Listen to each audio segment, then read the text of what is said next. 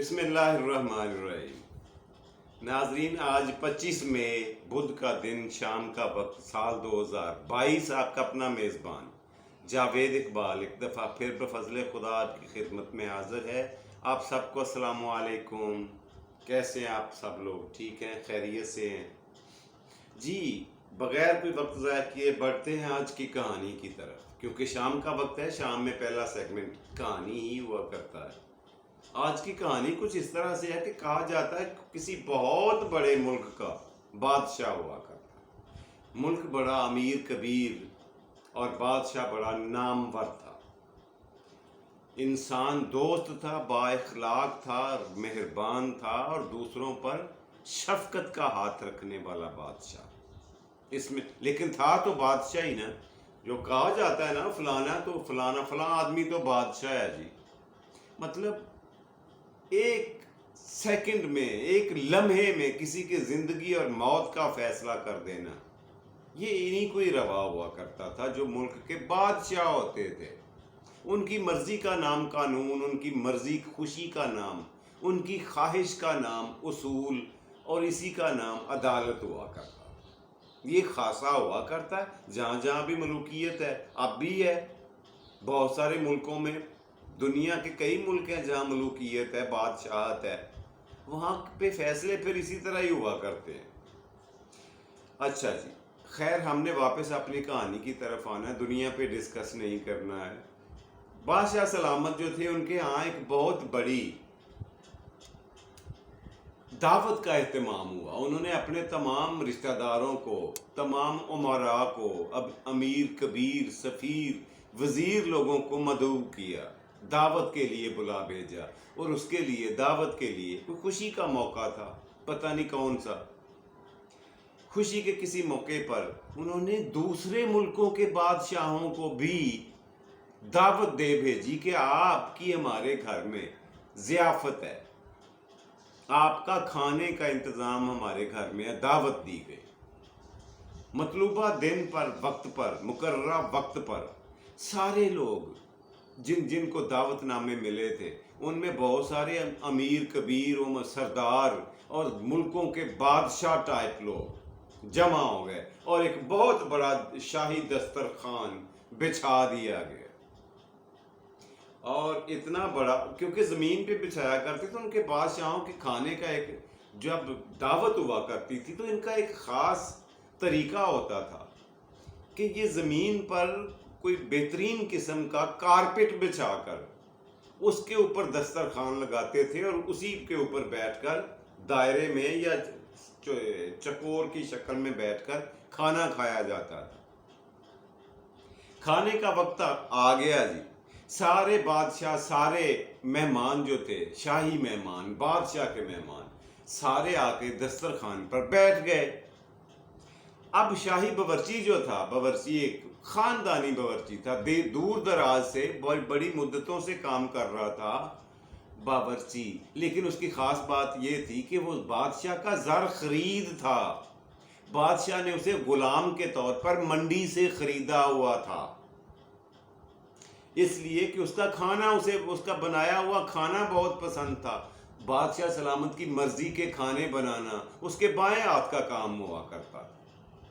خیر، دعوت کا وقت آیا تو باورچی نے اپنے دوسرے ساتھیوں کو اپنے ساتھ ملایا، دوسرے خدمت گاروں کو، خدام کو ساتھ ملا کر کھانا جو تھا وہ دسترخوان پر شفٹ کرنا شروع کر دیا۔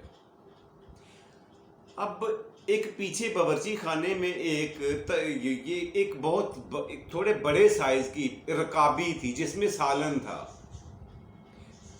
وہ کسی بکرے کا یا کسی ہرن کا گوشت پکا ہوا تھا، وہ بڑی تشتری میں، بڑی پلیٹ میں، بڑی پرات میں، یا بڑی رکابی کہہ لیں، اس میں تھا۔ اس نے سوچا اگر میں نے کسی کو پکڑایا تو ہو سکتا ہے یہ کسی کے ہاتھ سے گر جائے، میں اسے خود اپنے تجربے کی بنیاد پر خود لے کے جاؤں گا، جا کر وہاں ٹکا کے آتا ہوں مہمانوں کے درمیان بیچ میں۔ اس نے وہ رکابی پکڑ کر کپڑے کے ساتھ پکڑی، کیونکہ گرم تھا کھانا، وہ اپنے ایک شولڈر پہ، کندھے پہ رکھ لی۔ کندھے پہ رکھنے کے بعد وہ چل دیا۔ دسترخوان کی طرف چل دیا. اب ہوا کیا کہ جیسے ہی وہ بادشاہ کے پاس سے گزر رہا تھا دسترخوان کی طرف بڑھنے کے لیے، درمیان میں جانے کے لیے، رکابی رکھنے کے لیے، اپنے بادشاہ کے پاس سے گزرا تو اس میں سے تھوڑی سی جھول آ گئی، اسے پاؤں کو تھوڑی ٹھوکر لگی. نتیجے میں یہ ہوا کہ تھوڑا سا شوربہ بادشاہ سلامت کے خلت پہ، ان کے قیمتی لباس کے اوپر گر گیا. اب بادشاہ نے ایک نظر اپنے لباس کی طرف دیکھا، دوسری نظر اپنے مہمانوں کی طرف، اور غصے میں آ کر، غصے کی حالت میں آگ بگولا ہو کر انہوں نے کہا بدتمیز، ناہنجار، بے وقوف، جو اللے تللے ان کو بول سکتا تھا باورچی کو اس کو بولا، اور آخر میں یہ کہا کہ اس احمق کو، اس بے وقوف کو، اس بے ادب کو ابھی کے ابھی قتل کر دیا جائے. یہ ہوتی ہے بادشاہ، اسے کہتے ہیں بادشاہ ہے جی، کچھ بھی کر سکتا ہے. یہ کون مانتا ہے کہ یہ غلطی ایسی ہے کہ جس کے اوپر کسی کی جان لے لی جائے، کسی کی گردن اڑا دی جائے، یا کسی کو زندگی سے محروم کر دیا جائے. لیکن یہ ہوا کرتا ہے جی. جو ہوئی بادشاہ، اسے کون منع کر سکتا ہے؟ کوئی سوال کرنے کی جرت کر سکتا ہے؟ نہیں نا. خیر، ابھی وہ تشتری، وہ رکابی باورچی کے کندھے پر ہی تھی. باورچی نے دیکھ لیا سارا ماجرا، اپنا گناہ، اپنا قصور بھی دیکھ لیا، اپنی غلطی کو بھی نوٹ کیا، اور بادشاہ سلامت کی طرف سے دی جانے والی سزا کو بھی غور سے سنا کہ اعلان کیا ہوا ہے کہ مجھے قتل کیا جانے لگا ہے. تو باورچی نے کیا کیا جی؟ ایک عجیب کام یہ کہ اس نے ساری کی ساری رکابی بادشاہ سلامت کے اوپر پلٹ دی. اس میں کم و بیش 4-6 کلو گوشت تھا، سالن تھا، تازہ بتازہ. وہ ساری کی ساری بادشاہ سلامت کے اوپر انڈیل دی. بادشاہ سلامت بڑا حیرت میں آیا، بڑا غصے میں آیا، لیکن اس نے سوچا کہ اس کی وجہ تو پوچھی جائے اس باورچی سے. دوسرے بادشاہوں نے بھی کہا، مہمانوں نے بھی کہا بادشاہ سلامت اسے سزا دینے سے پہلے پوچھ تو لیں کہ اس نے ایسا کیا کیوں. بادشاہ نے کہا کہ چاروں نہ چار کہا کہ جی بولو، بکواس کرو، تم نے یہ کیوں کیا ہے. تو باورچی ہاتھ جوڑ کر مؤدب طریقے سے کھڑا ہو گیا اور بولا، بادشاہ اعظم، اللہ آپ کو آپ کا اقبال بلند کرے، اللہ آپ کا ستارہ عروج پر رکھے، آپ کی بادشاہت کو 4 چاند لگے رہیں، آپ سکھی رہیں، خوش و خرم رہیں. میں تو اب اس دنیا سے جا رہا ہوں، لیکن میں نے یہ جو حرکت بعد میں کی ہے، یہ آپ کی عزت بچانے کے لیے کی ہے، آپ کی ناموری کو داغدار ہونے سے بچانے کے لیے کی ہے. اب سارے ہال میں، سارے بادشاہوں میں، وزراء میں، امیروں میں، سرداروں میں خاموشی کی ایک لہر دوڑ گئی. سارے ہمتن گوش ہو گئے، سب نے کان اور آنکھیں باورچی کی طرف متوجہ کر لیے کہ یہ کیا طریقہ ہے کہ بادشاہ سلامت کی عزت افزائی کے لیے یہ کام کیا گیا ہے جو اس نے کیا ہے. اس کی تشریح کرو ذرا. اس نے کہا بادشاہ سلامت بات یہ ہے کہ جب میں سالن رکابی میں ڈال کر لا رہا تھا آپ کے پاس، تو وہ سہون ایسا ہوا تھا، میرے سے پاؤں ٹکرا جانے کے بعد مجھے ٹھوکر لگنے کے نتیجے میں تھوڑا سا شوربہ آپ کے اوپر گر گیا تھا، جس کے نتیجے میں آپ نے میرے قتل کا حکم صادر فرما دیا، اور مجھے یقین ہو گیا کہ مجھے تھوڑی دیر بعد قتل کر دیا جائے گا. لیکن میں آپ کا خاندانی اور بڑے عرصے کا نمک خوار ہوں، آپ کا زر خرید غلام ہوں. مجھے یہ بات منظور نہیں ہے، میرے لیے یہ قابل قبول نہیں ہے کہ میرے مرنے کے بعد یہ واقعہ جب کوئی بادشاہ سنے، جب کوئی امیر سنے، جب کوئی سردار سنے، تو وہ میرے بادشاہ کو، میرے مالک کو ظالم کہے، جابر کہے، بے رحم کہے، اور نا پسندیدہ نام دے، آپ کو برے نام سے یاد کرے کہ اتنی چھوٹی غلطی پر کسی کو سزائے موت دے دینا یہ بادشاہوں کے شایان شان نہیں ہوا کرتا. سو میں نے فیصلہ یہ کیا، سوچا یہ کہ اپنے بادشاہ کی ناموری کو بچانے کے لیے، ان کی عزت اور غیرت کے لیے، ان کی شان و شوکت بنائے رکھنے کے لیے اپنی غلطی کو بڑا کر دوں، اپنی غلطی اتنی بڑی کر دوں کہ اس چیز کا جواز، ایک سالڈ ریزن پیدا ہو جائے، ایک جسٹیفیکیشن پیدا ہو جائے کہ ہاں اس کے اوپر خان سامے کو قتل کر دینا بنتا تھا.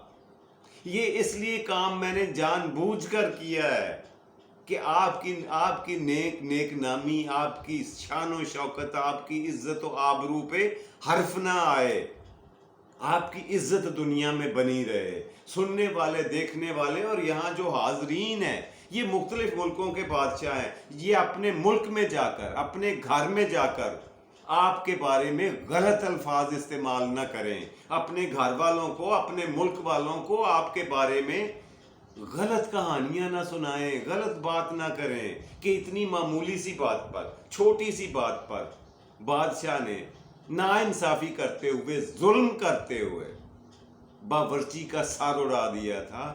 میں نے بادشاہ سلامت اگر سچ پوچھیں تو میں نے جاتے جاتے اپنے کھائے ہوئے نمک کا حق ادا کر دیا ہے.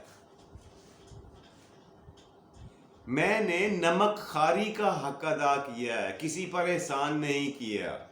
میں نے جو آپ کا نمک کھایا ہے، آپ کے زیر سایہ رہا ہوں، آپ کے انعامات، آپ کی دی ہوئی نعمتوں پر، آپ کا عطا کردہ تحفے تحائف پر میں نے اپنی زندگی، اپنے بچوں کی زندگی پرورش پروان چڑھائی ہے.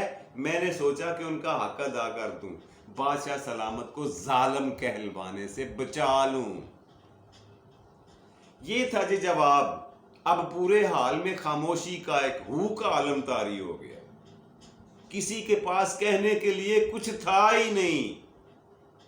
کوئی سردار، کوئی بادشاہ، کوئی وزیر، کوئی سفیر، ایون خود بادشاہ جو میزبان تھا اس کے پاس بھی کہنے کو کچھ نہیں رہا. سب نے حیرت کے ساتھ اپنی اپنی انگلیاں منہ میں دبا لی اور خاموشی کے ساتھ ایک سراسیمگی کی حالت میں چلے گئے، خاموشی کی حالت میں، حیرانی کی حالت میں. بادشاہ سلامت نے تھوڑی دیر کے لیے سر جھکا کر سوچا اور سوچنے کے بعد تاریخی الفاظ کہے جو کتابوں میں سنہری حروف سے لکھے جانے کے قابل ہیں. بادشاہ سلامت نے کہا کہ تم نے اپنی جان کی پرواہ نہ کرتے ہوئے میری نیک نامی کو داغدار ہونے سے بچانے کے لیے گو کہ غلط رستہ اختیار کیا ہے، مگر مجھے یہ بات پسند آئی ہے کہ تمہیں میری عزت، تمہیں میری شان و شوکت، تمہیں میرے مرتبہ رتبہ کا اتنا لحاظ ہے، اتنا خیال ہے. تم نے غلط طریقے سے معذرت کی ہے، یہ تمہارا طریقہ کار غلط تھا معذرت کرنے کا، لیکن اس کے سوا اس سے بہتر اور کوئی طریقہ ہو بھی نہیں سکتا تھا. اس سے بہتر طریقے سے معذرت، معافی مانگی بھی نہیں جا سکتی تھی. جو طریقہ تم نے استعمال کیا اس سے بہتر کوئی طریقہ نہیں تھا. سارے مہمانوں نے بادشاہ سلامت کے الفاظ کی پیروی کی، سارے مہمانوں نے تائید کی، سارے مہمانوں نے تالیاں بجا کر تعریف کی بادشاہ کے رویے کی. اور نتیجہ یہ ہوا کہ انہوں نے کہا جاؤ، آج سے تمہاری جان بخشی تو میں نے کاری دی ہے، تمہیں اپنی غلامی سے بھی آزاد کرتا ہوں. بادشاہ سلامت نے اس غلام کو آزادی کی نوید سنا دی، خوشخبری سنا دی، اور وہ خوشی خوشی سارے لوگوں کو سلام کرنے کے بعد محفل سے علیحدہ ہو گیا، اپنے گھر کی طرف چل دیا، اپنے بیوی بچوں کے ساتھ، اپنی فیملی کے ساتھ باقی کی زندگی گزارنے لگا. تو کہنے کا مقصد یہ ہے سائیں کہ جس کے گھر سے کھانا کھایا ہو، نمک کھایا ہو، اس کی عزت کا، اس کی ناموری کا، اس کی شان و شوکت کا خیال رکھنا جب اتنا واجب ہے، تو پھر خالق کائنات کی عزت و آبرو، اس کی شان و شوکت، اس کی نعمتوں کا شکر ادا کرنا واجب کیوں نہیں ہے؟ کس طرح سے ہم کس طرح سے ہم اس کی دی ہوئی نعمتوں کو شمار ہی نہیں کر سکتے، تو اس کا حق ادا کیا کرنا ہے ہم نے؟ ان کی گنتی نہیں کر سکتے ہم، کتنا نوازا ہے اس نے، اور ہم کرتے کیا ہیں کہ کوئی ایک چیز ڈھونڈ لیتے ہیں جو ہمیں اس نے عطا نہیں کی ہوئی ہوتی، اور اس ایک چیز کو لے کر اس کی دی ہوئی بے شمار نعمتوں کو پسے پشت ڈال کر اسی ایک چیز کے لیے روتے ہیں، اسی کی خواہش کرتے ہیں، اسی کی کمی کو محسوس کرتے ہیں اور کڑتے رہتے ہیں۔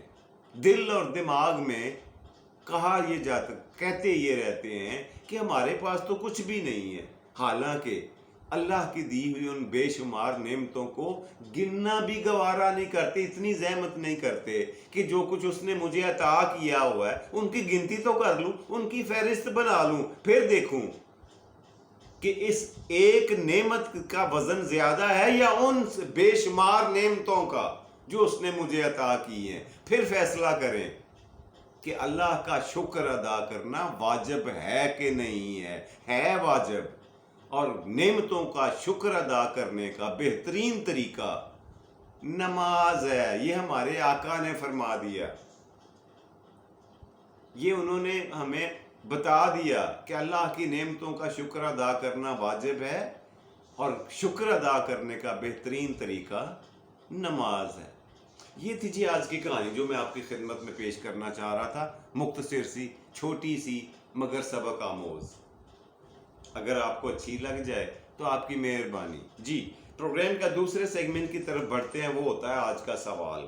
پچھلے پروگرام میں میں نے آپ سے یہ پوچھا تھا کہ پرندے بڑی آسانی کے ساتھ درختوں کی ٹہنیوں پہ، تاروں پہ بیٹھ کر رات کو بھی دن کو بھی یہ سو جاتے ہیں، نیند کی حالت میں بھی کھڑے کھڑے وہاں پہ اوپر بیٹھ جاتے ہیں، تار کے اوپر یا ٹہنی کے اوپر بیٹھ کر سو جاتے ہیں، یہ گرتے کیوں نہیں ہیں؟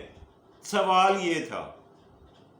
اس کا جواب یہ ہے کہ پرندوں کے پیروں کی بناوٹ ایسی ہوتی ہے جن کی وجہ سے وہ گرنے سے بچے رہتے ہیں۔ جس طرح سے پرندے کے پیروں کی بناوٹ ہوتی ہے، کسی اور جانور کے، کسی اور جاندار کے پیر اس طرح کے نہیں ہوتے۔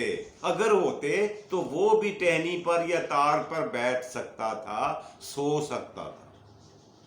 جی آج کا سوال نوٹ فرما لیں، جس کا جواب آپ نے مجھے اگلے پروگرام تک دینا ہے۔ آج کا سوال یہ ہے کہ پاکستان کا مشہور علاقہ ہڑپا، کس نے یہ نام نہیں سنا؟ وہ سب نے سنا ہے، پڑھا ہے۔ ہڑپا کا جو علاقہ ہے وہ کس دریا کے کنارے پر واقع ہے؟ یہ آج کا سوال۔ یہ میں آپ کو ایک ہنٹ دیتا ہوں کہ وہ دریا بہت مشہور دریا ہے اور ہمارے پنجاب میں سے دریا ہے۔ پنجاب میں 5 دریا ہیں، ان 5 دریاؤں میں سے ایک دریا ایسا ہے جس کے کنارے پر ہڑپا کا شہر آباد ہوا کرتا تھا۔ آپ نے یہ بتانا ہے کہ وہ کون سا دریا ہے۔ جی تو یہ امید ہے آج کا سوال آپ نے نوٹ کر لیا ہوگا۔ تو پروگرام کا تیسرا اور آخری سیگمنٹ آپ کی نظر کرتا ہوں، آج کا شعر۔ جی آپ کے لیے جو شعر منتخب کر کے لایا ہوں وہ کچھ اس طرح سے ہے کہ بہت طویل نہ سہی مختصر تو ہوگا، بہت طویل نہ سہی مختصر تو ہوگا، تیرے دل کی کتاب میں ذکر میرا۔ یہ تھا جی آج کا شعر، آج کا پروگرام۔ اس کے ساتھ ہی اپنے میزبان جاوید اقبال کو اجازت دیجیے۔ خوش رہیں، خوش رکھیں، خوشیاں بانٹیں اور خوشیاں سمیٹیں، اپنا اور اپنے پیاروں کا ڈھیر سارا خیال رکھا کریں۔ فی امان اللہ۔ اور پاکستان زندہ باد.